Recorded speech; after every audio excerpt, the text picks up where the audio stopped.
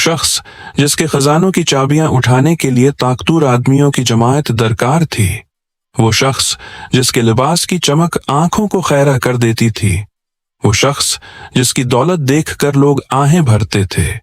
اچانک زمین ہلی، آسمان خاموش ہو گیا، اور دیکھتے ہی دیکھتے وہ اپنے محل سمیت زمین کے اندر دفن ہو گیا۔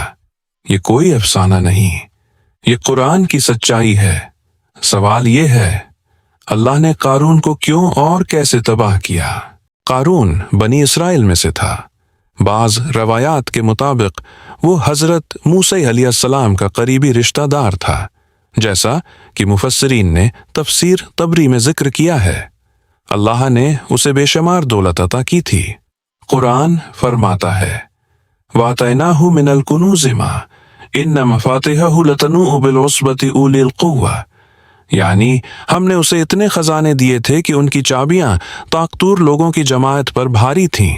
سوچئے، صرف چابیاں اٹھانا مشکل تھا تو خزانے کتنے ہوں گے؟ لیکن دولت انسان کو یا تو شکر گزار بناتی ہے یا مغرور۔ قارون نے دوسرا راستہ چنا۔ بنی اسرائیل کے نیک لوگ اس کے پاس آئے، انہوں نے اسے سمجھایا۔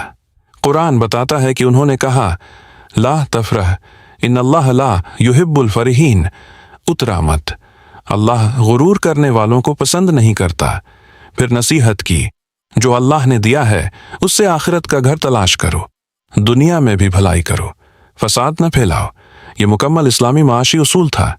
دولت رکھو مگر دل میں نہ رکھو۔ مگر قارون نے کیا جواب دیا؟ انما اوتیتہ علی علم عندی، یہ سب مجھے میرے علم کی وجہ سے ملا ہے۔ گویا وہ کہہ رہا تھا، یہ میرا کمال ہے، میری محنت ہے، میری ذہانت ہے۔ اللہ کا کوئی ذکر نہیں، شکر کا کوئی لفظ نہیں۔ یہی وہ لمحہ تھا جب اس کا زوال لکھا جا چکا تھا۔ ایک دن قارون اپنی پوری شان و شوکت کے ساتھ نکلا، محل سجے ہوئے، لباس قیمتی، خدمت گار ارد گرد۔ قرآن کہتا ہے، فخرج علی قومہ فی زینتہ، وہ اپنی زینت کے ساتھ قوم کے سامنے نکلا۔ لوگ دو حصوں میں بٹ گئے۔ پہلا گروہ دنیا کے طلبگار، انہوں نے کہا، کاش ہمیں بھی ایسا نصیب ہوتا جیسا قارون کو دیا گیا ہے، بے شک وہ بڑا خوش نصیب ہے۔ یہ وہی ذہنیت ہے جو آج بھی موجود ہے۔ جب ہم کسی کی گاڑی، گھر، بزنس دیکھ کر کہتے ہیں، کاش ہم بھی ایسے ہوتے۔ لیکن دوسرا گروہ اہل علم، انہوں نے کہا، وَيْلَكُمْ ثواب اللہ خیر، تباہی ہے تم پر، اللہ کا اجر بہتر ہے ان لوگوں کے لیے جو ایمان لائے اور صبر کیا۔ یہی ایمان اور دنیا کا فرق ہے۔ اللہ خاموش نہیں رہتا جب غرور حد سے بڑھ جائے، جب دولت ظلم کا ذریعہ بن جائے، جب انسان خود کو خدا سمجھنے لگے تو زمین بھی حکم کی منتظر رہتی ہے۔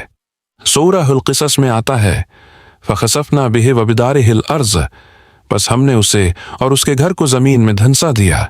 نہ کوئی فوج آئی، نہ کوئی جنگ ہوئی، نہ آسمان سے آگ برسی۔ زمین جس پر وہ چلتا تھا، جس پر وہ فخر کرتا تھا، وہی زمین اس کے لیے قبر بن گئی۔ تفسیر طبری میں مروی ہے کہ وہ اپنے خزانے سمیت دھنس گیا اور کوئی اسے بچانے والا نہ تھا۔ قرآن کہتا ہے، فَمَا كَانَ لَهُ مِنْ فِيَةٍ يَنْصُرُونَهُ مِنْ دُونِ اللَّهِ وَمَا كَانَ مِنَ الْمُنْتَصِرِينَ، نہ اس کے پاس کوئی جماعت تھی جو اللہ کے مقابلے میں اس کی مدد کرتی، اور نہ وہ خود بچ سکا۔ دولت خاموش تھی، خزانے بے جان تھے، محل زمین کے اندر تھا، اور غرور دفن ہو چکا تھا۔ سوچئے وہ لمحہ کیسا ہوگا؟ زمین لرز رہی ہے، لوگ چیخ رہے ہیں، محل جھک رہا ہے۔ قارون شاید چیخ رہا ہوگا، میرے خزانے بچاؤ، میری دولت نکالو، مگر زمین کسی کی نہیں سنتی سوائے اپنے رب کے۔